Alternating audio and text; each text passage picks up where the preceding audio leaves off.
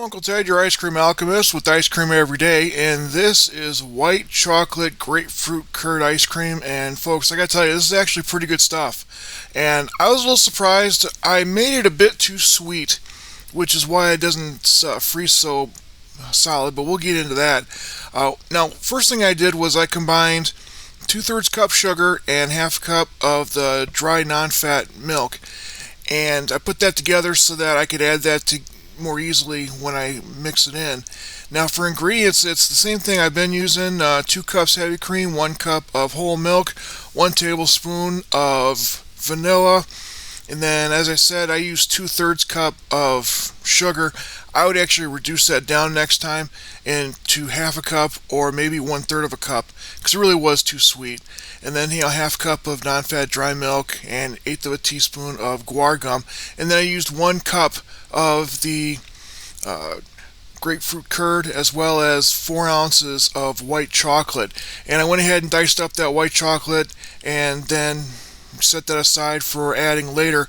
Keep in mind that white chocolate is important. You want to get good white chocolate because I can tell you bad white chocolate is really horrific and it really causes a lot of chemically aftertaste, and you just don't want that.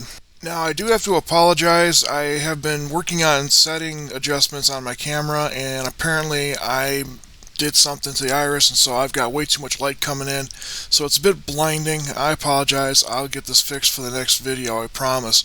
But anyway, white chocolate, keep in mind that that does change the sugar of your ice cream in the end, and I thought I had accounted for it, but I didn't. And I'll admit I wanted this to be extra sweet to overcome the tartness of the grapefruit.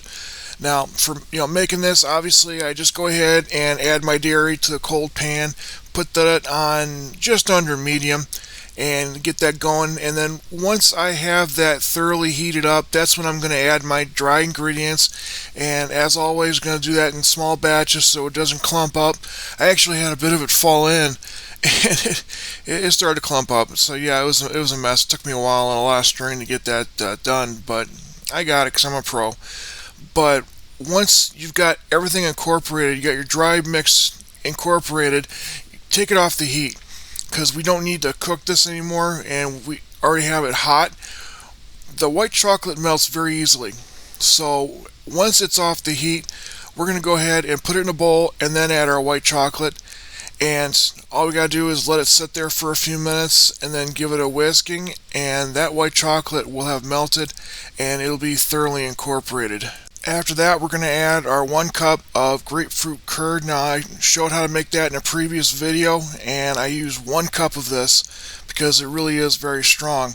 Once I've got that thoroughly incorporated, I go ahead and put on some plastic on top to make sure to cover it so the skin doesn't form, and I put that in the refrigerator overnight because you really do need to thoroughly chill it and give it a chance to rest. Once you got that done, the next day pull it out of the fridge and put that in your ice cream maker according to your manufacturer's instructions. Now, one thing I will say is that, like I said, this was a bit too sweet. I would reduce the sugar down to maybe half a cup or less, maybe 1/3. But in the end, it actually did have a good flavor to it. It really was wonderful, and I would definitely recommend this. Now, I do want to thank you guys for your support and for sticking with me, and I promise this is the last grapefruit video I'm doing. I'm done with grapefruit. Stuff was different, that's for sure. But you know what? If you're not eating ice cream for breakfast, what's the point of being an adult? Thank you so much.